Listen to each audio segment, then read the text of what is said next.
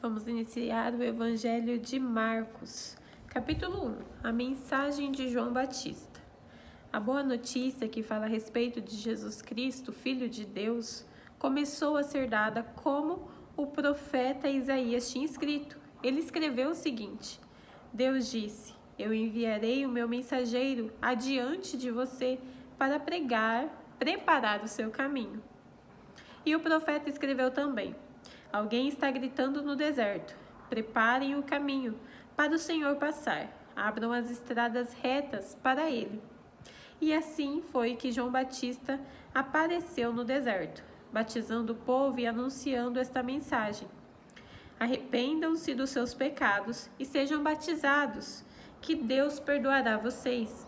Sejam moradores da região da Judeia e da cidade de Jerusalém. Muitos moradores da região da Judeia e da cidade de Jerusalém iam ouvir João. Eles confessavam seus pecados e João os batizava no Rio Jordão. Ele usava uma roupa feita de pelos de camelo e um cinto de couro e comia gafanhotos e mel do mato. Ele dizia ao povo: Depois de mim vem alguém que é mais importante do que eu. E eu não mereço a honra de me abaixar e desamarrar as correias das sandálias dele. Eu batizo vocês com água, mas ele os batizará com o Espírito Santo. O batismo de Jesus. Nessa ocasião, Jesus veio a Nazaré, uma pequena cidade da região da Galileia, e foi batizado por João Batista no Rio Jordão. No momento em que estava saindo da água, Jesus viu o céu se abrir e o Espírito de Deus descer com uma pomba sobre ele. E do céu veio uma voz que disse: Tu és meu filho querido e me dás muita alegria. A tentação de Jesus. Logo depois, o Espírito Santo fez com que Jesus fosse para o deserto. Jesus ficou lá durante 40 dias, sendo tentado por Satanás. Ali havia animais selvagens e os anjos cuidavam de Jesus. Jesus começa o seu trabalho na Galileia. Depois que João foi preso, Jesus seguiu para a região da Galileia e ali anunciava a boa notícia que vem de Deus. Ele dizia: Chegou a hora e o reino de Deus está perto. Arrependam-se dos seus pecados e creiam no Evangelho. Jesus estava andando pela beira do lago da Galileia. Quando saiu dois pescadores, eram Simão e o seu irmão André, que estavam no lago, pescando com a rede. Jesus lhes disse: Venham comigo, e eu ensinarei vocês a pescar gente. Então eles largaram logo as redes e foram com Jesus.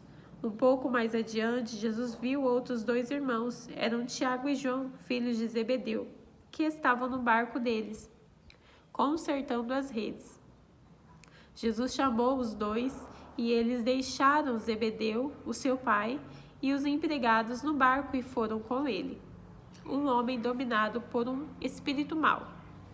Jesus e os discípulos chegaram à cidade de Cafarnaum e no sábado ele foi ensinar na sinagoga. As pessoas que escutavam ficaram muito admiradas com a sua maneira de ensinar. É que Jesus ensinava com a autoridade dele mesmo e não como os mestres da lei. Então chegou ali um homem que estava dominado por um espírito mau. O homem gritou: O que quer de nós, Jesus de Nazaré? Você veio para nos destruir? Sei muito bem quem é você, é o santo que Deus enviou. Então Jesus ordenou ao espírito mau: Cale a boca e saia deste homem. Aí o espírito sacudiu o homem com violência e, dando um grito, saiu dele. Todos ficaram espantados e diziam uns aos outros: Que quer dizer isso? É um novo ensinamento dado com autoridade. Ele manda até nos espíritos maus e eles obedecem. E a fama de Jesus se espalhou depressa por toda a região da Galileia. Jesus cura a sogra de Pedro. Logo depois, Jesus, Simão, André, Tiago e João saíram da sinagoga e foram até a casa de Simão e de André. A sogra de Simão estava de cama com febre. Assim que Jesus chegou, contaram a ele que ela estava doente. Ele chegou perto dela, segurou a sua mão e ajudou-a a se levantar. A febre saiu da mulher e ela começou a cuidar deles. Jesus cura muita gente. À tarde, depois do pôr do sol, levaram até Jesus todos os doentes e as pessoas que estavam dominadas por demônios. Todo o povo da cidade se reuniu em frente da casa. Jesus curou muitas pessoas e todo tipo de doenças e expulsou muitos demônios. Ele não deixava que os demônios falassem, pois eles sabiam quem era Jesus. Jesus anuncia o Evangelho na Galileia. De manhã bem cedo, quando ainda estava escuro, Jesus se levantou, saiu da cidade, foi para um lugar deserto e ficou ali orando. Simão e os seus companheiros procuraram Jesus por toda parte. Quando o encontraram, disseram: "Todos estão procurando o Senhor." Jesus respondeu: "Vamos aos povoados que ficam perto daqui, para que eu possa anunciar o Evangelho ali também, pois foi para isso que eu vim." Jesus andava por toda a Galileia, anunciando o Evangelho nas sinagogas e expulsando demônios. Jesus cura um leproso. Um leproso chegou perto de Jesus, ajoelhou-se e disse: "Senhor, eu sei que o Senhor pode me curar se quiser." Jesus ficou com muita pena dele, tocou nele e disse: "Sim, eu quero. Você está curado." No mesmo instante, a lepra desapareceu e ele ficou curado. E Jesus ordenou duramente: "Olhe, não conte isso para ninguém, mas vá pedir ao sacerdote que examine você. Depois, a fim de provar para todos que você está curado, vá oferecer sacrifício que Moisés ordenou." Então Jesus o mandou embora. Mas o homem começou a falar muito e espalhou a notícia. Por isso, Jesus não podia mais entrar abertamente em qualquer cidade, mas ficava fora, nos lugares desertos, e gente de toda parte vinha procurá-lo. Jesus cura um paralítico, capítulo 2. Alguns dias depois, Jesus voltou para a cidade de Cafarnaum. E logo se espalhou a notícia de que estava em casa. Muitas pessoas foram até lá e ajuntou-se tanta gente que não havia lugar nem mesmo do lado de fora, perto da porta. Enquanto Jesus estava anunciando a mensagem, trouxeram um paralítico. Ele estava sendo carregado por 4 homens, mas por causa de toda aquela gente, eles não puderam levá-lo até perto de Jesus. Então fizeram um buraco no telhado da casa, em cima do lugar onde Jesus estava. E pela abertura desceram o doente deitado na sua cama. Jesus viu que eles tinham fé e disse ao paralítico: "Meu filho, os teus pecados estão perdoados." Alguns mestres da lei que estavam sentados ali começaram a pensar: "O que é isso que esse homem está dizendo? Isto é blasfêmia contra Deus. Ninguém pode perdoar pecados, só Deus tem esse poder." No mesmo instante, Jesus soube o que eles estavam pensando e disse: "Por que vocês estão pensando essas coisas? O que é mais fácil dizer ao paralítico: seus pecados estão perdoados, ou levante-se, pegue a tua cama e ande? Pois vou mostrar a vocês que eu, o Filho do Homem, tenho poder na terra para perdoar pecados." Então disse ao paralítico: "Eu digo a você, levante-se, pegue a sua cama e vá para casa." No mesmo instante, o homem se levantou na frente de todos, pegou a cama e saiu. Todos ficaram muito admirados e louvaram a Deus, dizendo: "Nunca vimos uma coisa assim." Jesus e Levi. Jesus saiu outra vez e foi para o lago da Galileia. Muita gente ia procurá-lo, e ele ensinava a todos. Enquanto estava caminhando, Jesus viu Levi, filho de Alfeu, sentado no lugar onde os impostos eram pagos. Então disse a Levi: "Venha comigo."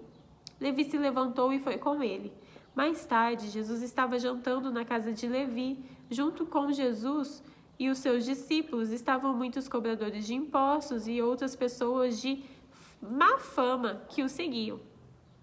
Alguns mestres da lei, que eram do partido dos fariseus, vendo Jesus comer com aquela gente e com os cobradores de impostos, perguntaram aos discípulos: "Por que ele come e bebe com essa gente?" Jesus ouviu a pergunta e disse aos mestres da lei: "Os que têm saúde não precisam de médico, mas sim os doentes. Eu vim para chamar os pecadores e não os bons." Jesus e o jejum. Os discípulos de João Batista e os fariseus estavam jejuando. Algumas pessoas chegaram perto de Jesus e disseram a ele: os discípulos de João e os discípulos dos fariseus jejuam. Por que é que os discípulos do Senhor não jejuam? Jesus respondeu: vocês acham que os convidados de um casamento jejuam enquanto o noivo está com eles? Enquanto ele está presente, é claro que não jejuam. Mas chegará o tempo em que o noivo será tirado deles, então sim eles vão jejuar. Ninguém usa um retalho de um pano novo para remendar uma roupa velha, pois o remendo novo encolhe e rasga a roupa velha, aumentando o buraco. Ninguém põe vinho novo em odres velhos. Se alguém fizer isso, os odres rebentam, o vinho se perde e os odres ficam estragados. Por isso, o vinho novo é posto em odres novos. Jesus e o sábado. Num sábado, Jesus e os seus discípulos estavam atravessando uma plantação de trigo. Enquanto caminhavam, os discípulos iam colhendo espigas.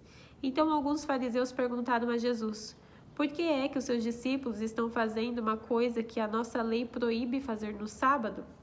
Jesus respondeu: vocês não leram o que Davi fez quando ele e os seus companheiros não tinham comida e ficaram com fome? Ele entrou na casa de Deus na época do grande sacerdote Abiatar, comeu os pães oferecidos a Deus e os deu também aos seus companheiros. No entanto, é contra a nossa lei comer desses pães. Somente os sacerdotes têm o direito de fazer isso. Jesus terminou. O sábado foi feito para servir as pessoas, e não as pessoas servirem o sábado. Portanto, o Filho do Homem tem autoridade até mesmo sobre o sábado.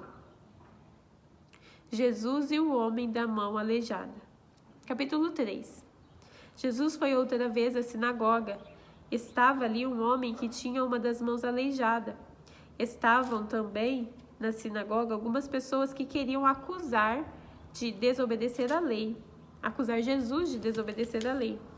Por isso, ficaram espiando Jesus com atenção, para ver se ele ia curar o homem no sábado.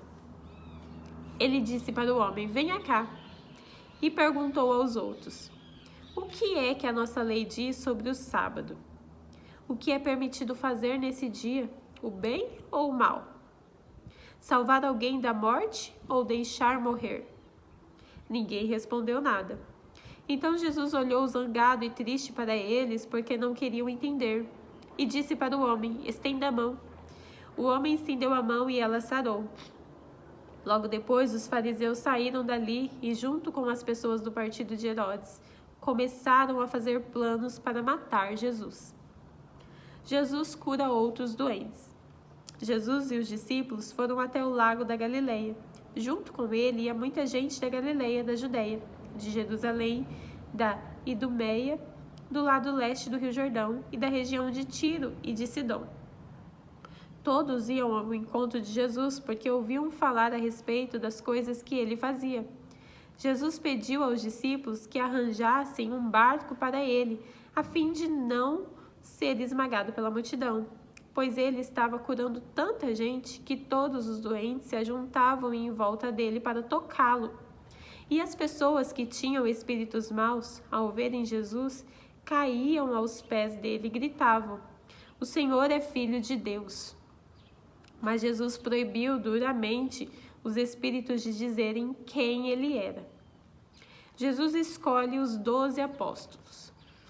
Jesus subiu um monte, chamou os que ele quis, e eles foram para perto dele. Então escolheu 12 homens para ficarem com ele e serem enviados para anunciar o evangelho. A esses 12 ele chamou de apóstolos. Eles receberam autoridade para expulsar demônios. Os 12 foram estes: Simão, a quem Jesus deu o nome de Pedro, Tiago e João, filhos de Zebedeu.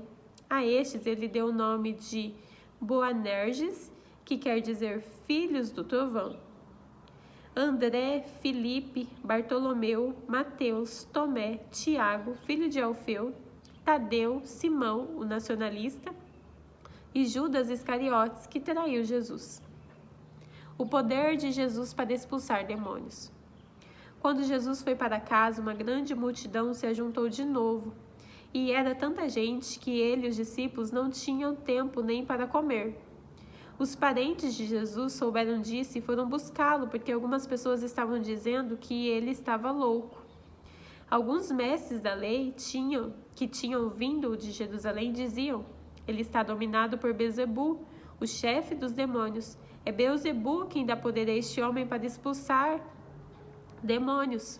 Então Jesus chamou todos e começou a ensiná-los por meio de parábolas. Ele dizia: como é que Satanás pode expulsar a si mesmo? O país que se divide em grupos que lutam entre si certamente será destruído. Se uma família se divide e as pessoas que fazem parte dela começam a lutar entre si, ela será destruída. Se o reino de Satanás se dividir em grupos e esses grupos lutarem entre si, o reino não continuará a existir, mas será destruído. Ninguém pode entrar na casa de um homem forte e roubar os seus bens sem primeiro amarrá-lo. Somente assim essa pessoa poderá levar o que ele tem em casa. Eu afirmo a vocês que isto é verdade.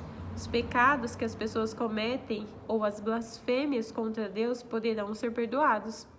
Mas as blasfêmias contra o Espírito Santo nunca serão perdoadas, porque a culpa desse pecado dura para sempre. Jesus falou assim porque diziam que ele estava dominado por um espírito mau. A mãe e os irmãos de Jesus. Em seguida, a mãe e os irmãos de Jesus chegaram. Eles ficaram do lado de fora e mandaram chamá-lo. Muita gente estava sentada em volta dele e algumas pessoas lhe disseram: escute, a sua mãe e seus irmãos estão lá fora procurando o Senhor. Jesus perguntou: quem é a minha mãe e quem são os meus irmãos? Aí olhou para as pessoas que estavam sentadas em volta dele e disse: vejam, aqui estão a minha mãe e os meus irmãos, pois quem faz a vontade de Deus é meu irmão, minha irmã e minha mãe. O semeador, capítulo 4. Jesus começou a ensinar outra vez na beira do lago da Galileia. A multidão se ajuntou em volta dele. Era tão grande que ele entrou e sentou-se num barco perto da praia, onde o povo estava. Jesus usava parábolas para ensinar muitas coisas. Ele dizia: escutem, certo homem saiu para semear, e quando estava espalhando as sementes, algumas caíram na beira do caminho, e os passarinhos comeram tudo. Outra parte das sementes caiu no lugar onde havia muitas pedras e pouca terra. As sementes brotaram logo porque a terra não era funda, mas quando o sol apareceu queimou as plantas e elas secaram porque não tinham raízes. Outras sementes caíram no meio de espinhos, que cresceram e sufocaram as plantas. Por isso, nada produziram. Mas as sementes que caíram em terra boa brotaram, cresceram e produziram na base de 30, 60 e até 100 grãos por um. E Jesus terminou dizendo: se vocês têm ouvidos para ouvir, então ouçam. Por que Jesus usava parábolas? Quando a multidão foi embora, as pessoas que ficaram ali começaram, junto com os 12 discípulos, a fazer perguntas a Jesus sobre as parábolas. Jesus disse a eles: a vocês Deus mostra o segredo do seu reino, mas para os que estão fora do reino, tudo é ensinado por meio de parábolas, para que olhem e não enxerguem nada, e para que escutem e não entendam. Se não, eles voltariam para Deus, e Ele os perdoaria. Jesus explica a parábola do semeador. Então Jesus perguntou: se vocês não entendem essa parábola, como vão entender as outras? E continuou: o semeador semeia a mensagem de Deus. Algumas pessoas que ouvem são como as sementes que caíram na beira do caminho. Logo que ouvem, Satanás vem e tira a mensagem que foi semeada no coração delas. Outras pessoas são como as sementes que foram semeadas onde havia muitas pedras. Quando ouvem a mensagem, elas aceitam logo com alegria. Mas depois de pouco tempo, essas pessoas abandonam a mensagem porque ela não criou raiz nela. E quando, por causa da mensagem, chegam os sofrimentos e as perseguições, elas logo abandonam a sua fé. Ainda outras são parecidas com as sementes que foram semeadas no reino, no meio dos espinhos. Elas ouvem a mensagem, mas quando aparecem as preocupações deste mundo, a ilusão das riquezas ou outras ambições, essas coisas sufocam a mensagem e ela não produz frutos.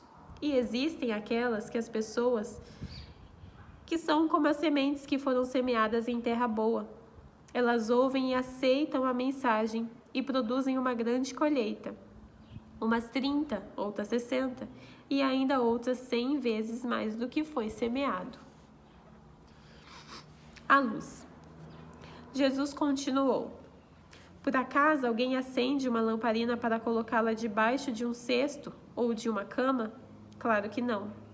Para iluminar bem, ela deve ser colocada no lugar próprio, pois tudo que está escondido será descoberto, e tudo que está em segredo será conhecido. Se vocês têm ouvidos para ouvir, então ouçam. Disse também: cuidado com o que vocês ouvem. Deus usará para julgar vocês a mesma regra que vocês usarem para julgar os outros. E com mais dureza ainda. Quem tem receberá mais, mas quem não tem, até o pouco que tem será tirado dele. A semente. Jesus disse: o reino de Deus é como um homem que joga a semente na terra. Quer ele esteja acordado, quer esteja dormindo. Ele brota e cresce, sem ele saber como isso acontece.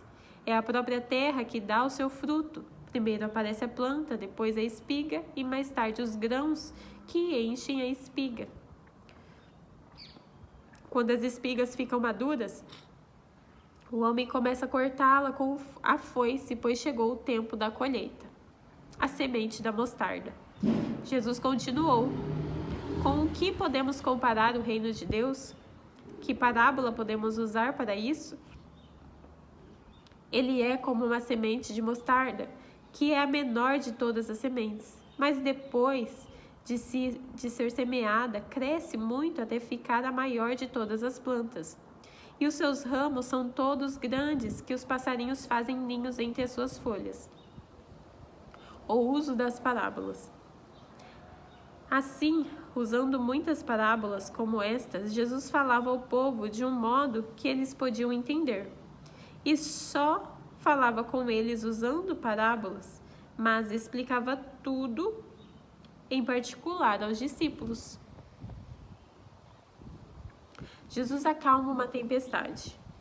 Naquele dia, de tardezinha, Jesus disse aos discípulos: vamos para o outro lado do lago. Então eles deixaram o povo ali, subiram no barco em que Jesus estava e foram com ele, e outros barcos o acompanharam. De repente começou a soprar um vento muito forte e as ondas arrebentavam com tanta força em cima do barco que ele estava ficando cheio de água. Jesus estava dormindo na parte de trás do barco, com a cabeça numa almofada. Então os discípulos o acordaram e disseram: Mestre, nós vamos morrer. O Senhor não se importa com isso? Então ele se levantou, falou duro com o vento e disse ao lago: silêncio, fique quieto. O vento parou e ficou tudo calmo. Aí ele perguntou: por que é que vocês são assim tão medrosos? Vocês ainda não têm fé? E os discípulos, cheios de medo, disseram uns aos outros: que homem é este que manda até no vento e nas ondas? Terminamos por hoje.